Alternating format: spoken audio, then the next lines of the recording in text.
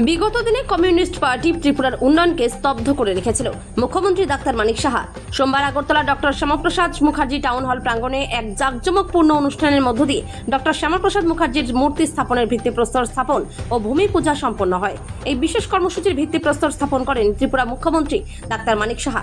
উপস্থিত ছিলেন ত্রিপুরা প্রদেশ বিজেপি সভাপতি অভিষেক দেব রায়, আগরতলা পৌর নিগমের মেয়র তথা বিধায়ক দীপক মজুমদার, ডেপুটি মেয়র মনিকা দাস দত্ত সহ বিজেপির দলীয় কার্যকর্তারা। ভিত্তিপ্রস্তর স্থাপনের পর মূল টাউন হলের ভেতরের ত্রিপুরা সরকারের তথ্য ও সংস্কৃতি দপ্তরের উদ্যোগে ডক্টর শ্যামাপ্রসাদ মুখার্জির ১২৫তম জন্মজয়ন্তী উপলক্ষে এক শ্রদ্ধাঞ্জলি অনুষ্ঠানের আয়োজন করা হয়। অনুষ্ঠানের শুরুতে ডক্টর শ্যামাপ্রসাদ মুখার্জির প্রতিকৃতিতে পুষ্পার্ঘ্য অর্পণ করে গভীর শ্রদ্ধাঞ্জলি জ্ঞাপন করেন মুখ্যমন্ত্রী ও উপস্থিত অন্যান্যরা। ত্রিপুরা থেকে বিক্রম কর্মকারের রিপোর্ট, বিগ নিউজ বাংলা। বিরুদ্ধে রুখে দাঁড়াতে পারে এবং সেই কণ্ঠস্বর হওয়াটাই আমার দায়িত্ব। আজকাল আমরা বিরোধী পলিউটেড হয়ে গেছে অনেক জায়গার মধ্যে চিন্তা ভাবনায়, কিন্তু আমি বলবো যারা অপোজিশনেও আছে বা আমরাও যেখানে অপোজিশনে আছি, যে কনস্ট্রাকটিভ চিন্তা ভাবনার মাধ্যমে সেটা বিধানসভাতেই হোক, সেটা পার্লামেন্টেই হোক, রাজ্যসভাতেই হোক, এর জন্য দেশের জন্য কথা বলা এবং এইগুলো কিন্তু মানুষ গ্রহণ করে এবং এইগুলোই স্বর্ণাক করে লেখা থাকে।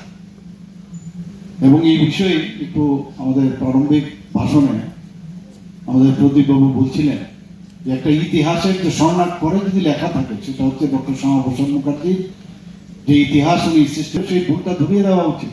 এর মধ্যে কোনো সমস্যা নেই। সেখান থেকে যারা সরকারে থাকে সেখান থেকে তারা শিক্ষা নেবে।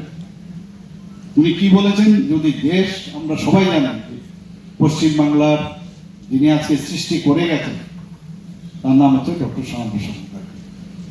দেশ কোন অবস্থায় ভাগ হতে দেবে, কিন্তু আমরা সবাই জানি যে গ্রেটার ক্যালকাটা ক্লিনিং এবং হিলিং এবং আমাদের যে নোয়াখালীর যে রাইট হয়েছে, তখন উনি বুঝলেন যে অসম্ভব, এইভাবে থাকা যাবে না। পশ্চিমবঙ্গকে আলাদাভাবে কোনো অবস্থায় বাংলার সাথে পশ্চিমবাংলাকে ইস্ট পাকিস্তানের সাথে যুক্ত হতে দেওয়া উচিত নয়।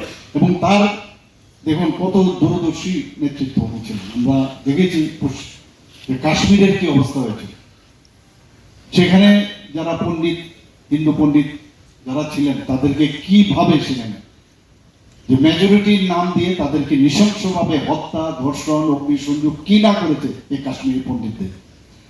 তিনি বুঝতে পেরেছিলেন অসম্ভব, এই মৌলবাদী যারা আছেন তাদের সাথে থাকা যাবে না। এবং সেই কারণেই আজকে পশ্চিমবঙ্গের সৃষ্টি হয়েছে। আপনারা জানেন যে গত 20শে জুন এই বঙ্গ দিবস হিসাবে পালন করা হয়েছে, বিশেষ করে হিন্দু বাঙালিদের জন্য। এটা সাংঘাতিক বিষয়। সেটা আজকে হিন্দু বাঙালিরা কোথায় যেত, তাদের স্থানই ছিল না। এবং সেই কারণে উনি কি বলেছেন, যদি দেশ ভাগই হয় তবে বাংলারও ভাগ হোক। পাকিস্তানের হিন্দুদের থাকার কোনো উপায় নেই। পশ্চিমবঙ্গ যেন ভারতের অংশ থাকে, এটাই আমার একমাত্র দাবি।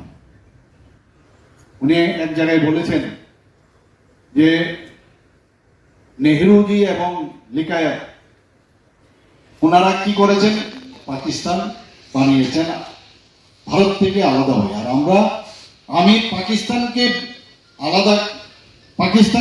আলাদা করেছি এই পশ্চিমবাংলা তৈরি করে। এই যে বিষয়গুলো আছে আজকে, এইগুলো কিন্তু আমাদের ভাববার বিষয়। উনি সবসময় বলতেন আমার চিন্তা ও কর্ম রাষ্ট্র ও আমাদের সংস্কৃতি। দেশের ঐক্য, অখণ্ডতা, সার্বভৌমত্ব রক্ষার প্রশ্নে ওনার যে আত্মত্যাগ, এটা একটা অবিস্মরণীয় হিসাবে